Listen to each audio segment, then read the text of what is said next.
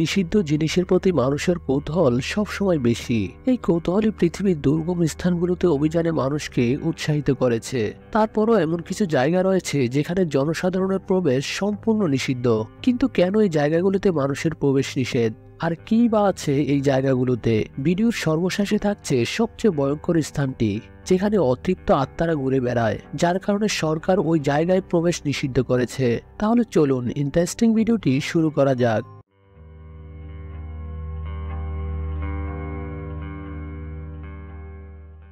Number 1, snake island, Brazil. ব্রাজিলের Ilha de Queimada Grande দ্বীপকে snake island বা সর্পদ্বীপ বলা হয়, কারণ এটি প্রাণঘাতী সাপের অন্যতম ঘনবসতিপূর্ণ এলাকা। এই দ্বীপের একটি সাপ হল গোল্ডেন ল্যান্সহেড ভাইপার। এটি এতই বিষাক্ত যে কামড়ালে আশেপাশের মাংস পর্যন্ত গলে যায়। বলা হয় স্নেক আইল্যান্ডের কিছু জায়গায় প্রতি বর্গমিটারে একটি করে সাপ আছে। নিরাপত্তার স্বার্থে ব্রাজিল সরকার দ্বীপটিতে যেতে কোনো পর্যটককে অনুমতি দেয় না, এমনকি গবেষণার কাজে কেউ সেখানে গেলেও সঙ্গে একজন চিকিৎসক রাখা বাধ্যতামূলক। নাম্বার 2, এরিয়া 51, নেভাডা, যুক্তরাষ্ট্র। যুক্তরাষ্ট্রের নেভাডায় অবস্থিত এরিয়া 51 সামরিক ঘাঁটি সম্ভবত পৃথিবীর সবচেয়ে রহস্যময় জায়গা।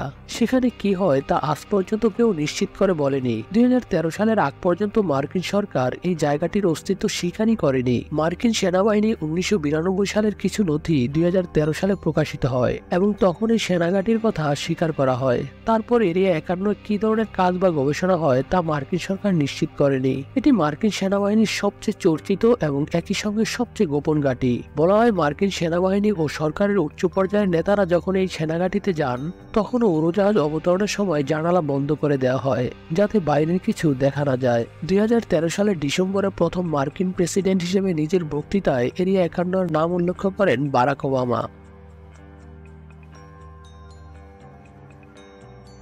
নাম্বার 3, লেস্কো গুহা, ফ্রান্স।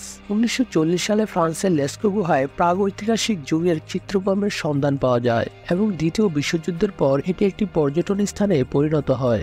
দর্শনার্থীদের নিঃশ্বাস থেকে উৎপন্ন কার্বন মনোক্সাইডের কারণে গুহা চিত্রগুলো নষ্ট হয়ে যাচ্ছিল, ফলে গুহাটিতে 1963 সালে জনসাধারণের প্রবেশ নিষিদ্ধ করা হয়। এটি এখন ইউনেস্কো স্বীকৃত বিশ্ব ঐতিহ্যের অংশ। আসল গুহাটি বন্ধ হলেও দর্শনার্থীদের জন্য অনুরূপ কৃত্রিম গুহা চালু করা হয়েছে, তবে গবেষক ও সংরক্ষণকারী কর্তৃপক্ষ এখনো আসল গুহাটিতে প্রবেশ করতে পারে।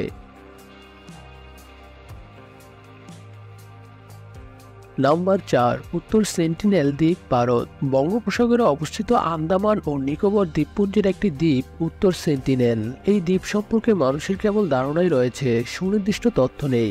ধারণা করা হয় এই দ্বীপের বাসিন্দারা 60,000 বছর ধরে সেখানে বসবাস করছে। তারা পুরো পৃথিবী থেকে নিজেদেরকে বিচ্ছিন্ন করে রেখেছে। 2006 সালে 2 জেলে নৌকাডুবির কবলে পড়ে দ্বীপটিতে আশ্রয় নেয়। পরে দ্বীপের আদিবাসীরা তাদেরকে হত্যা করে। ওই দ্বীপের উপর দিয়ে হেলিকপ্টার যাওয়ার সময়ও দ্বীপের বাসিন্দারা তীর ছুঁড়েছেন বলে সংবাদ মাধ্যমে খবর এসেছে। ভারত সরকার সেখানে বসবাসকারীদের সঙ্গে যোগাযোগের চেষ্টা করলেও কোনোভাবেই সফল হতে পারেনি। শেষ পর্যন্ত এই দ্বীপটিতে যাওয়ার বিষয়ে নিষেধাজ্ঞা দেয় ভারত সরকার। নাম্বার 5, প্যারিসের ক্যাটাম্বল। একের পর এক থরে থরে সাজানো রয়েছে কঙ্কালের খুলি। খুবই বিস্ময়কর একটি স্থান। হাজার হাজার কঙ্কালের খুলি দিয়ে তৈরি করা হয়েছে প্যারিসের ক্যাটাম্বলের দেয়াল।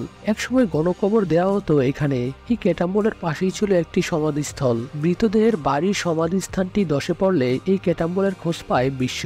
প্লেস দি গ্লেবের দাঙ্গায় নিহতদের এখানে কবর দেওয়া হয়েছিল। কথিত আছে 17 শতকে এই ক্যাটাম্বলের ভেতর নিখোঁজ হয়ে যান এক ব্যক্তি, যার মৃতদেহ পাওয়া যায় 11 বছর পর। 18 শতকে রাজপরিবারের সদস্যদের হত্যা করে ফেলা হয়েছিল ক্যাটাম্বলে। ঘটনা রয়েছে অতৃপ্ত আত্মাদের বাস ক্যাটাম্বলে। এ কারণে মানুষের জন্য ঝুঁকিপূর্ণ এই স্থানটি। প্যারিস সরকার স্থানটিকে অস্বাস্থ্যকর ঘোষণা করে সেখানে প্রবেশ নিষেধ করেছে।